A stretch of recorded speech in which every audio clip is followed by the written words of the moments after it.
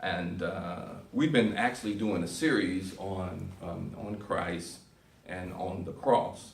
And specifically, we're going to focus around the cross this particular Sunday. I think I'm going to try to cover about 3 points. And one of those points is going to be basically we're going to take a look at why individuals the cross is unattractive. So that's the part we're looking at. That's point one of how unattractive the cross is.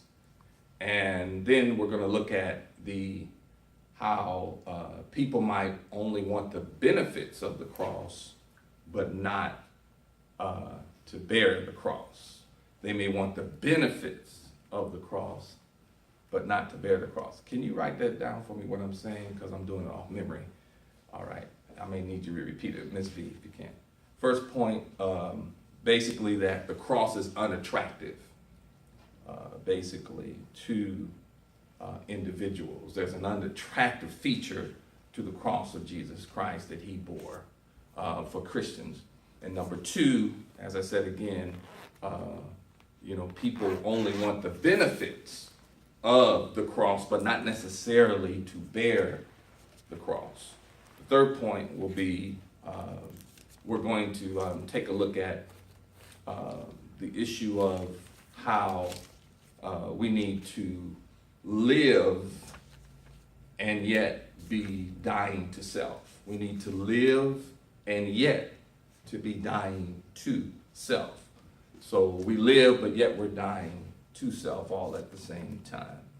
So basically, we're going to cover this in this title, dealing with the cross of Jesus, and we're going to start out by going directly to where everything took place. Now, my notes, like I said, is a little shuffled, so let's go to Matthew 27 and 20 and 30.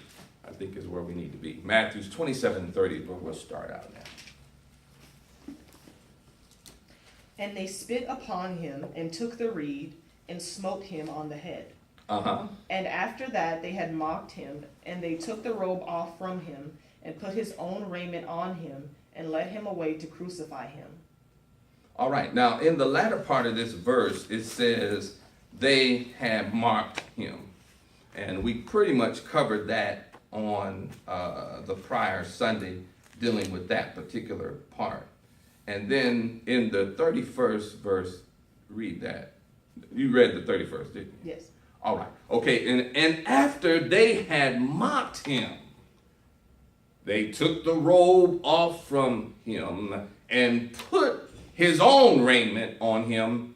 And the part that we're focusing on is the cross. So we're going to focus on this latter piece here that says, comma, and led him away to crucify him. And led him away to crucify him. So the process, after we already covered the other things that they did to break his body, but the fourth point to break his body was them leading him on a pathway from where they had beat him and bruised him and misused his body. Then they led him on a pathway called leading up to what they call Golgotha's hill. That's where they crucified people. So he had to go up an incline on a particular journey leading him up to that hill. But part of the torture for the human body, first of all, we talked about all the things they did to him. His vesture was marred more than any man. He didn't even look like himself. They hit him, they beat him, his face was swollen. But in addition to that, after mocking him and placing the thorns on his head, then they led him on a journey, on a pathway for his final death. So part of that path that Jesus walked on, that path, the purpose of the path to Golgotha was for the very purpose of torture.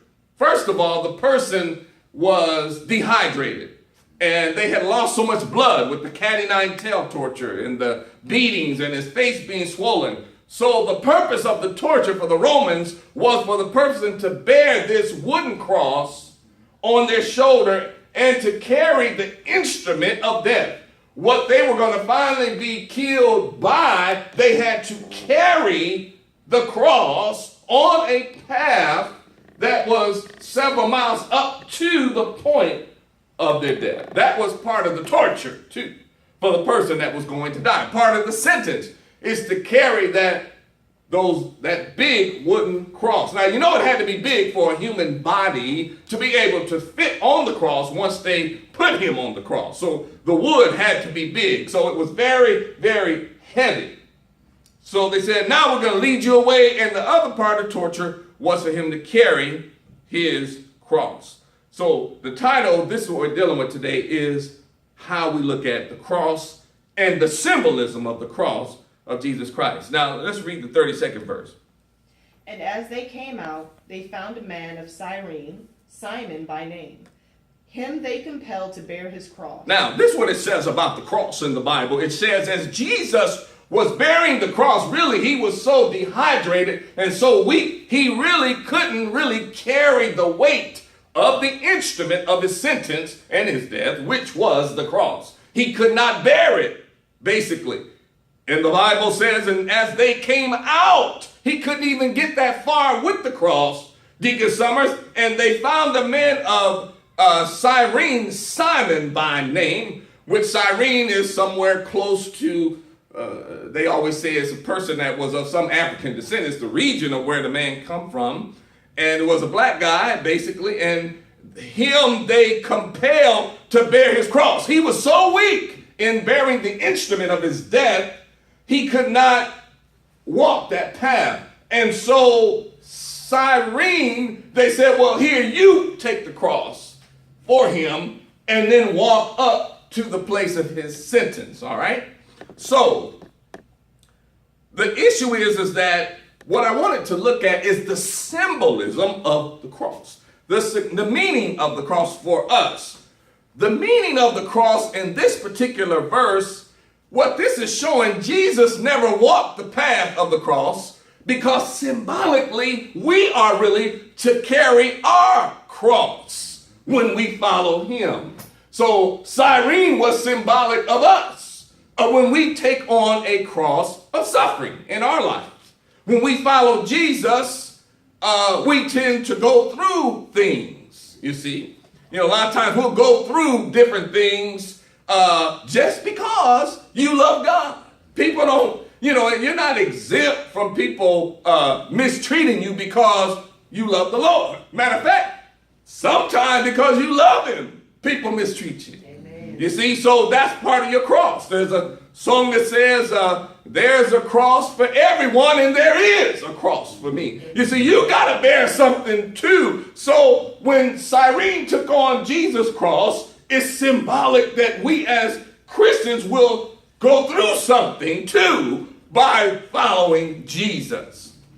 And so this is what this is symbolic of when Cyrene takes on the cross for Christ. Now, I want to go to Philippians 3. Let's see what verse.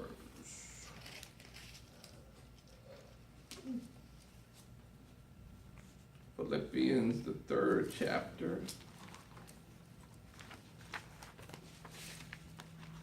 And let's look at the 10th verse. That I may know him in the power of his resurrection. Okay, now stop right there. Now, Paul is actually dealing with this cross issue. And so he starts it out. Paul is so unique as being a writer in the New Testament that wrote actually 13 of the epistles. The majority of the epistles of the New Testament is written by Paul. But Paul is so poignant in the way he sees things, and I love the way he's getting ready to break this down to us. And he says this about the cross. He said, that I might know him. He says, as a Christian, I want to know Christ. I want to know him. All right? So read on.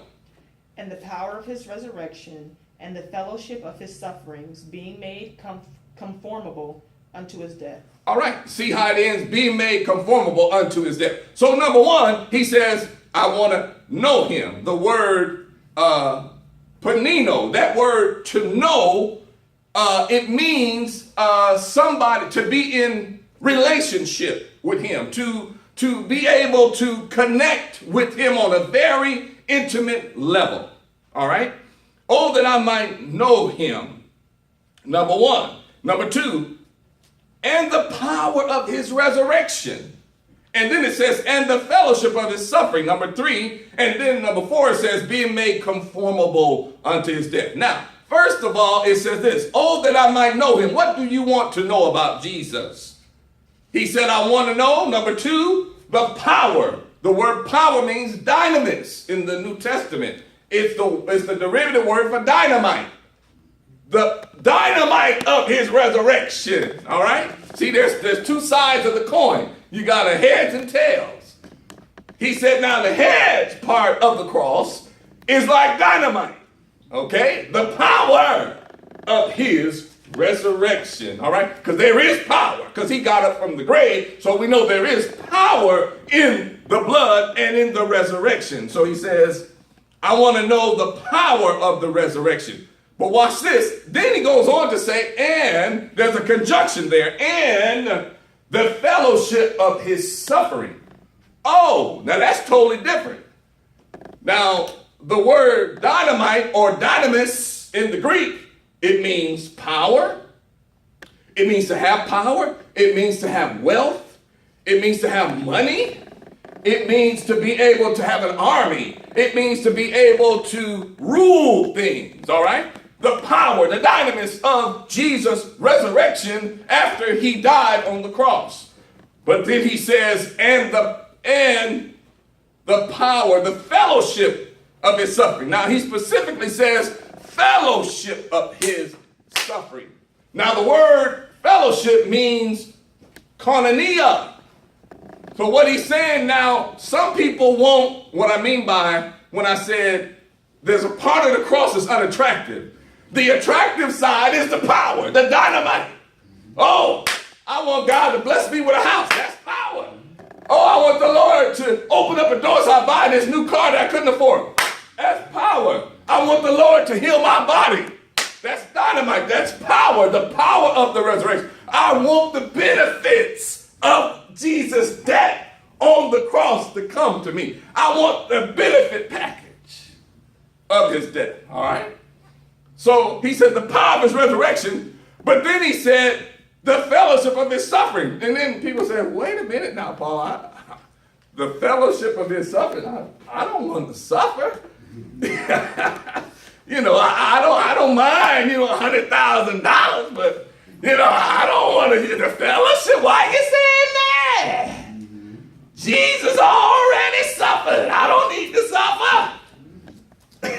So there's an unattractive elder, a part of the gospel and the cross that sometimes we try to shy away from. Well, I'm not really interested in suffering. I'm a little petite, I'm a real, small person. You can't put much on this frame. Praise the Lord. So here there are two sides to the coin. You have the power, the dynamite of his resurrection. That's where all the benefits, the miracles, the prophecy. Prophesy to me. Tell me what thus saith the Lord. I want to hear what God has said for my life. That's the dynamite. But now you flip it over, the fellowship of his suffering, that's the koinonia. Now, koinonia means this. Koinonia means it's to have exchange back and forth with God. It means you so deep in it with him in relationship that you're experiencing the same thing that he is experiencing because you love him. It's a relationship. It even means, translate, the Greek use it for intercourse. When people are having sex, it means you're in there. You ain't playing. So why y'all gotta put koinonia by suffering? I mean, you really want me to suffer that bad? Because the two words are right together. But what I'm saying to you is this, that there's a positive side of the cross, but there is a not so admirable side of the relationship with Jesus. Because what I found out when I first gave my life to the Lord, everybody turned on me. I was the most likable grandson in the house. But when I got saved, you do all the work, all the kids will go out and play with girls, everything. But since you got saved, you do all the chores now. What? And weren't y'all excited? Because I gave. No, because we ain't living saved and we don't like what you're trying to do. So then I was like, I found myself like Cyrene. And they told me, put your cross. Since you want to be saved, put your cross on. Praise the Lord. Now, I was fasting and praying, seeking the Lord about the power, First Lady. I wanted to know about the demonstration of God's power, the healing of the miracle worker. I heard so many good things. But they said, nah, brother, come over here. My family said, come get your cross. You want Jesus? Make sure you come over here and bear this cross. Sometimes I was kicked while I'm in there fasting for 3 days. What you doing? I done told you to get up from here. Stop doing all this fasting and praying. I said, Lord, why? I mean, all I want to do is be saved. He said, come get your cross. Remember, if you want Jesus, you're going to go through something. Yeah. In other words, somebody just may not like you. Somebody may say, well, you know, I don't like the way you are. You know, you just seem to be unique. You're different. And you don't want to party like us, or you don't want to hang around all the time afterwards. So we just don't like you. Sometimes that's your cross. It's your uniqueness. You're just different. You just don't feel like doing what other folk do. And some people will say, come over here, put your cross on. We're going to talk about you. Because you're not bending to society. You're not doing what we want you to do. You're not conforming to the world, you see, to our liking. That's what was happening in my home, you know. The other boys out there playing. Why can't you be out there playing? Why you got to be in there praying? Praise the Lord. So, if you live long enough, in your process, you will find out that sometimes your family or people that you expect to treat you right, sometimes they won't treat you right because you stand for the Lord. They'll say, well, now you think you so special because you love the Lord. You always talk about God. You know what they saying? Come on over here and be like somebody. Get your cross. You're going to follow Jesus. You got something to go through. Fellowship of his suffering. Fellowship of his suffering. All right? So, and then it goes as far as to say, being made conformable unto his death. Now look at this. Being made conformable to his death, you mean you want me to feel like what he felt like when he was suffering too? Not only do you want me to be in it. See, what koinonia means, the fellowship, let me use a word that the younger generation used. When they did the movie Fast and Furious, and they had the fast racing cars, and they would jump from this car to that car, and they doing all kinds of things. Whatever. They doing all this acrobatic stuff. All right. So Ben Diesel and all them, they would say, he told the girl, he said, are you ride or die? Some of us older say, what that mean? Are you ride or die? Ride or die means either ride or die. Are you with us to the point of death? When you with this group, you got to be with us to the point where you will die for us to be in the group. Are you ride to die? Are you ride or die? You see. So what Paul was really saying by the koinonia of his suffering, the relationship, are you ride or die with Jesus? Will you be tested to the point that you will allow things to come your way, but you will not turn from Jesus? Yeah. You see, because of what you go through.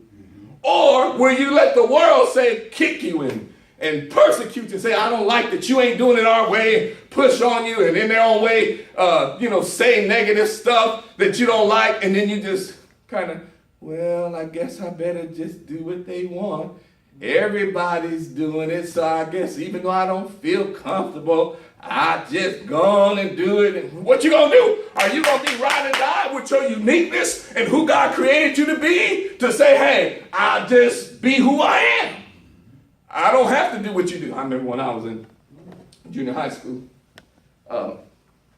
when I did give my life to the Lord, I had a friend, we played football together, and we would always be wide receivers, catching these long bombs. Matter of fact, one guy was named Tussy. He was a heavy-set guy, and he would bend down. We would try to outrun the big guys because they would try to hurt us because we were little. So in the block, they was like rough football. It wasn't worse than the NFL. When the big guys come at you, you was to be hurt off the field, so you couldn't play no more. That's how they played. So what me and Tussy would do, and I'm sure did, we'd run on the outfield, go down, and while we're running, we bending like this, and we tell them lob the ball over the big man, and then we fall, we grab the ball and fall right in so they could tackle us. But anyway, Tussy was my good partner. But anyway, when I did give my life to the Lord, he told me when I was coming in high school one day, he said, well, Elijah, hey man, I'm smoking this weed and stuff. He said, man, you need to go on and smoke some of this, man. Hit some of this. I said, no, I don't want to. He said, man, if you don't smoke this, you can't be my friend, man. You ain't together. You ain't got it together. You ain't hip. You ain't this and that, because you ain't going along with taking this stuff. I said, well, Tussy, let me tell you something. I said, I was just only 15 years old. I said, I don't choose to smoke drugs.